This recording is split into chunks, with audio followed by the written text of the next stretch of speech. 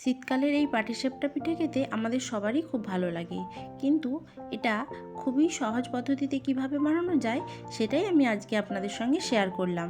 তার জন্য আমি এইভাবে নারকেলগুলি কুচিয়ে নিয়েছি, তারপর সেটা মিক্সার গ্রাইন্ডারে দিয়ে গ্রাইন্ড করে নিয়েছি।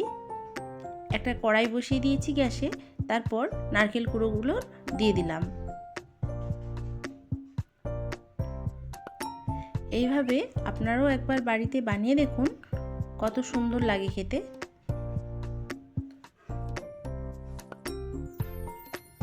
সঠিক পরিমাপ অনুযায়ী আমি আজকে আপনাদের এই পিঠে বানিয়ে দেখাবো। দিয়ে দিলাম পাটালি গুড়। আপনারা যেমন মিষ্টি খাবেন সেই অনুযায়ী দেবেন।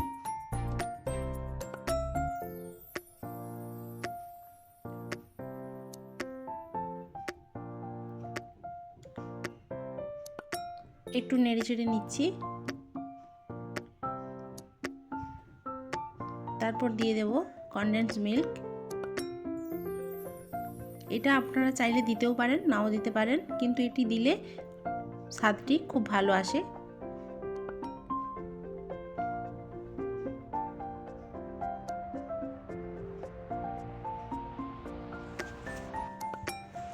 দেখুন, এই অবস্থায় আমরা নামিয়ে নেব।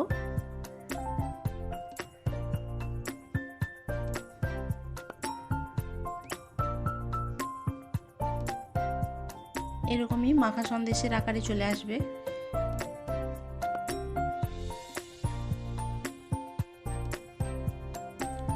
এদিকে আমি একটি পাত্রে আতপ চাল ভিজিয়ে রেখেছিলাম প্রায় ঘন্টা চারেক, সেটাই আমি গ্রাইন্ড করে নিলাম। দেখুন এইরকম পাতলা হবে। আমি এখানে কিছুটা পরিমাণ দুধ মিশিয়ে দিলাম। আপনারা যখন চালটি গ্রাইন্ড করে নেবেন তখন জলের পরিবর্তে দুধ দিয়ে গ্রাইন্ড করে নেবেন। দিয়ে দিলাম পরিমাণ মতন লবণ।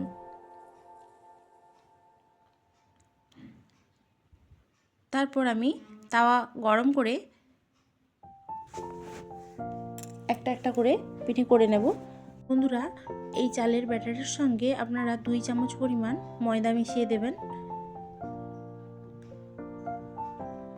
তাহলে এইরকমই খুব সুন্দর উঠে আসবে। আমিও এটি ব্যবহার করেছি।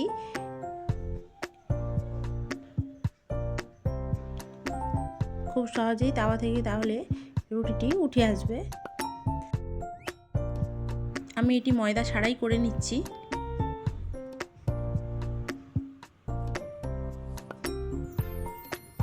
দেখুন কত সহজেই উঠে আসছে।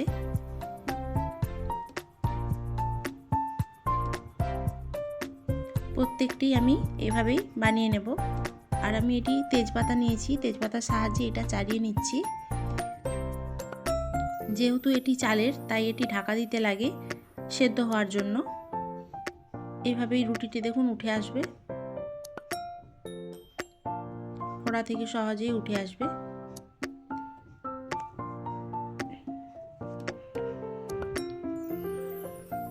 নিজে নিজেই কত সুন্দর উঠে আসছে, দেখেছেন? এই পদ্ধতিতে আপনারাও একবার বাড়িতে ট্রাই করে দেখতে পারেন। কেমন হলো অবশ্যই কমেন্টে জানাবেন।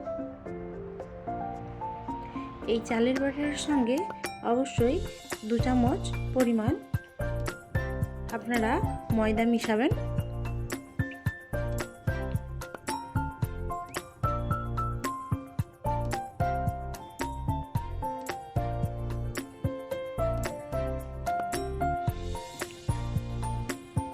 দেখুন এইভাবেই আমি প্রত্যেকটি পিঠে বানিয়ে নিচ্ছি। খুব সহজেই, খুব তাড়াতাড়ি করা সম্ভব এইভাবেই। ঢাকা কিন্তু অবশ্যই দিতে হবে, যেহেতু চালের পিঠে এই ঢাকা দিলে হালকা ফ্লেমে, তাহলে এই চালগুলি সেদ্ধ হয়ে যায়। ফিরে আসছি আরও একটি রান্নার নতুন রেসিপি নিয়ে। ভালো লাগলে চ্যানেলটি সাবস্ক্রাইব করে আমার পাশে থাকবেন।